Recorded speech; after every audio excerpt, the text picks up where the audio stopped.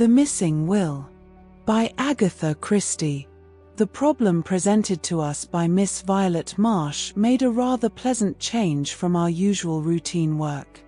Poirot had received a brisk and businesslike note from the lady asking for an appointment, and he had replied, asking her to call upon him at 11 o'clock the following day. She arrived punctually, a tall, handsome young woman, plainly but neatly dressed, with an assured and businesslike manner, clearly a young woman who meant to get on in the world. I am not a great admirer of the so-called new woman myself, and in spite of her good looks, I was not particularly prepossessed in her favor. My business is of a somewhat unusual nature, M. Poirot, she began, after she had accepted a chair. I had better begin at the beginning and tell you the whole story. If you please, mademoiselle. I am an orphan.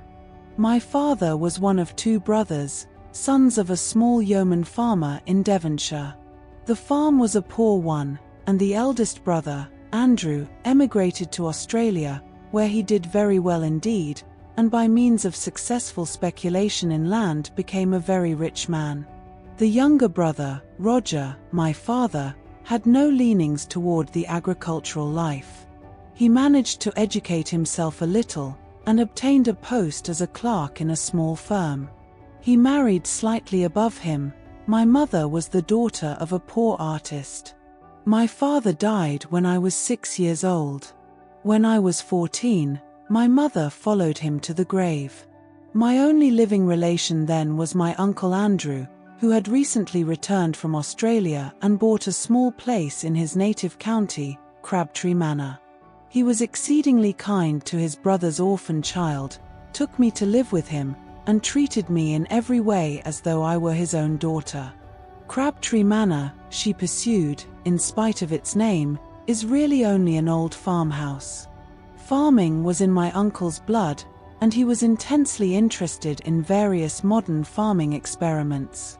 Although kindness itself to me, he had certain peculiar and deeply rooted ideas as to the upbringing of women.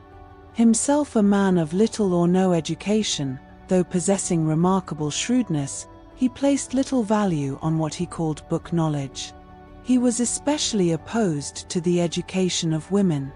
In his opinion, girls should learn practical housework and dairy work, be useful about the home, and have as little to do with book learning as possible. He proposed to bring me up on these lines, to my bitter disappointment. I rebelled frankly. I knew that I possessed a good brain, and had absolutely no talent for domestic duties.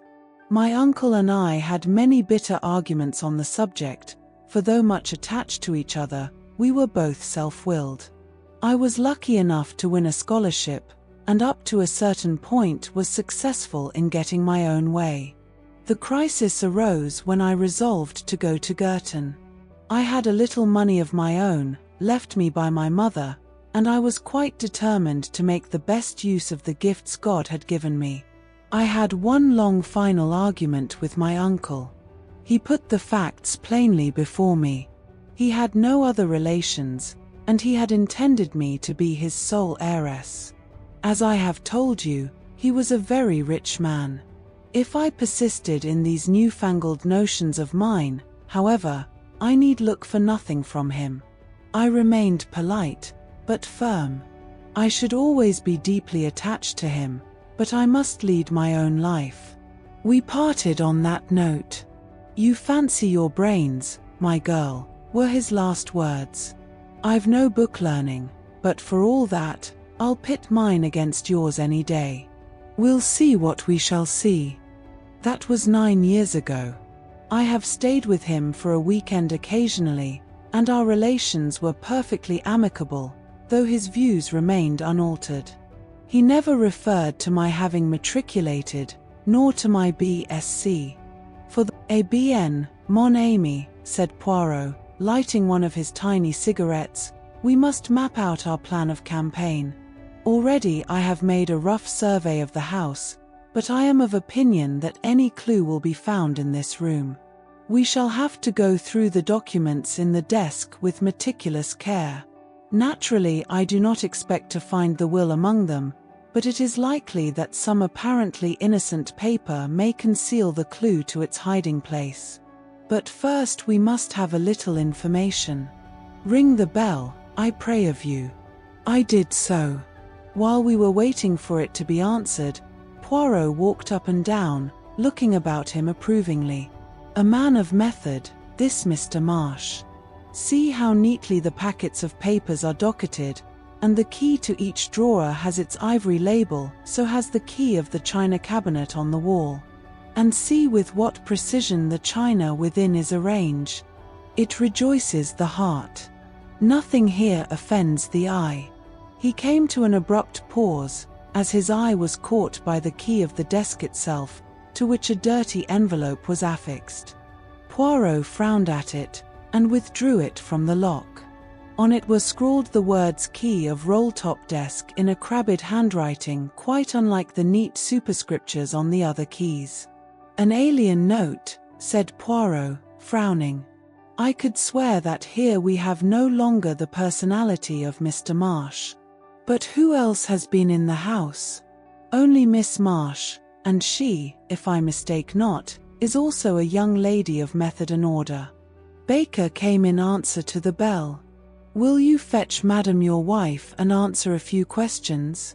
Baker departed, and in a few moments returned with Mrs. Baker, wiping her hands on her apron and beaming all over her face. In a few clear words, Poirot set forth the object of his mission. The Bakers were immediately sympathetic. "Us don't want to see Miss Violet done out of what's hers," declared the woman. "Cruel hard, 'twould be, for hospitals to get it all." Poirot proceeded with his questions. Yes, Mr. and Mrs. Baker remembered perfectly witnessing the will.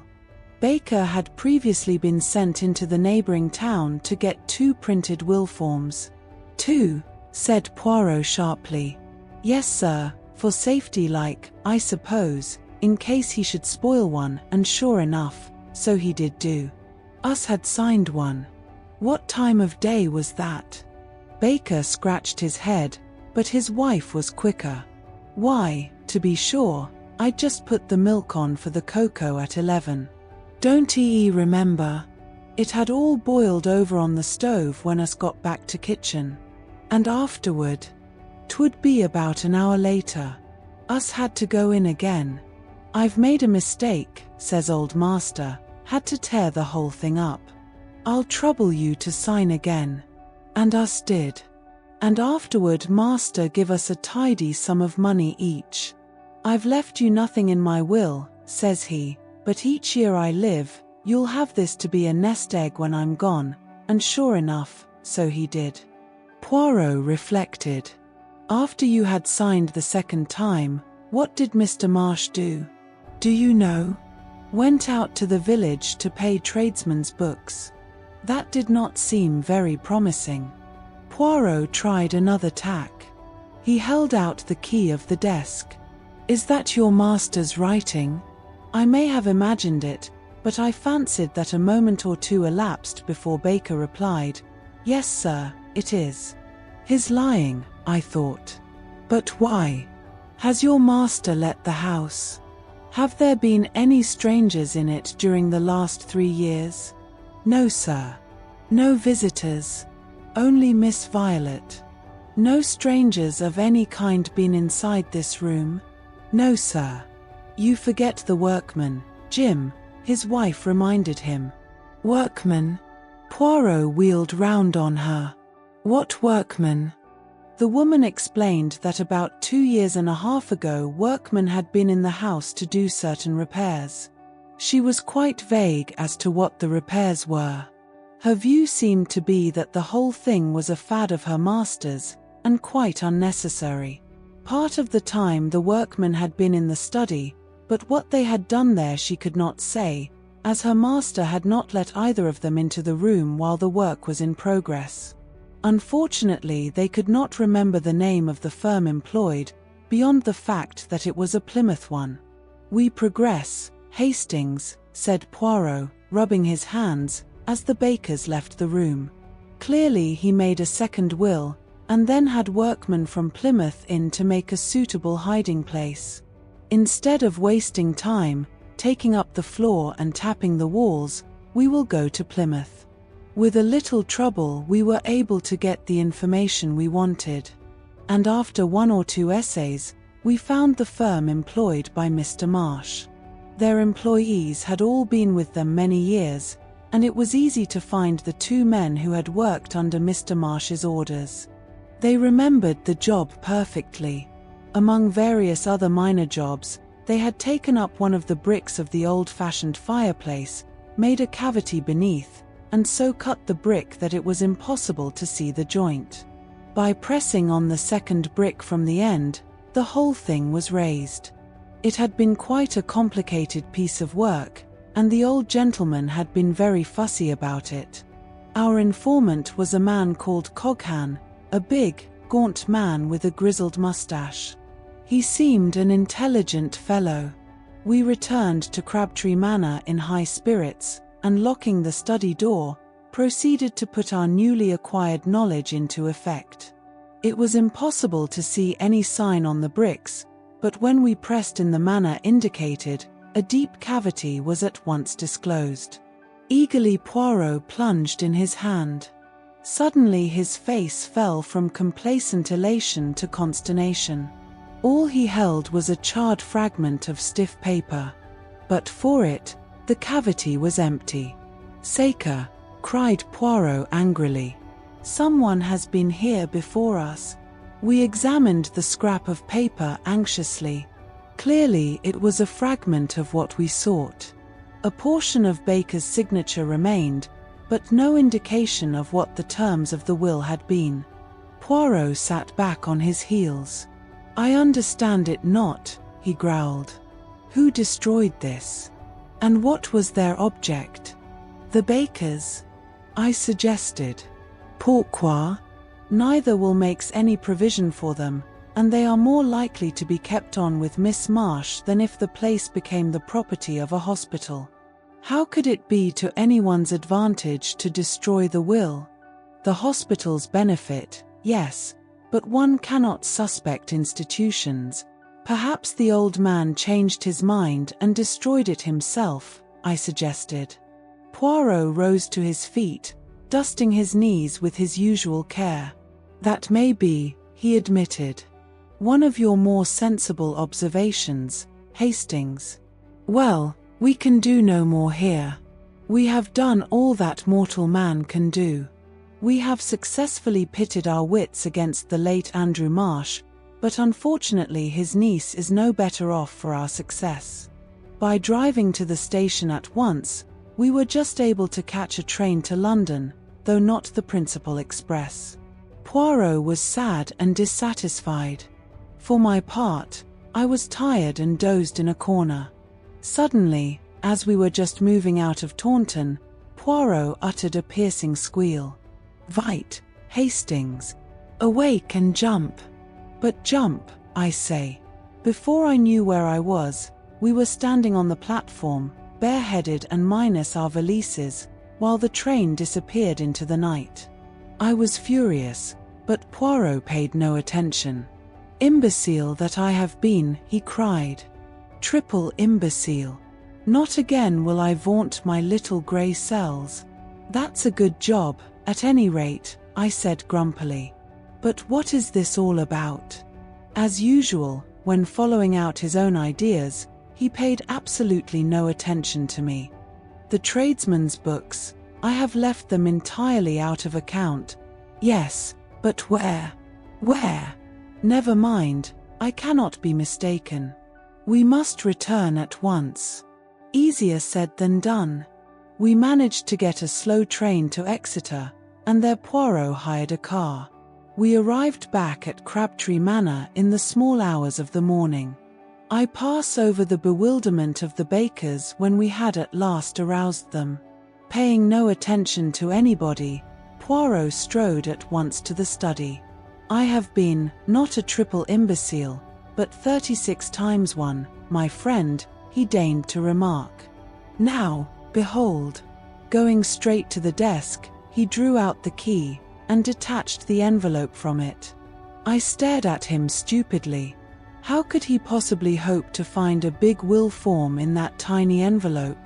With great care he cut open the envelope, laying it out flat. Then he lighted the fire and held the plain inside surface of the envelope to the flame. In a few minutes faint characters began to appear. "Look!" cried Poirot in triumph. I looked. There were just a few lines of faint writing stating briefly that he left everything to his niece Violet Marsh. It was dated March 25th, 12:30 p.m., and witnessed by Albert Pike, confectioner, and Jessie Pike, married woman. "But is it legal?" I gasped.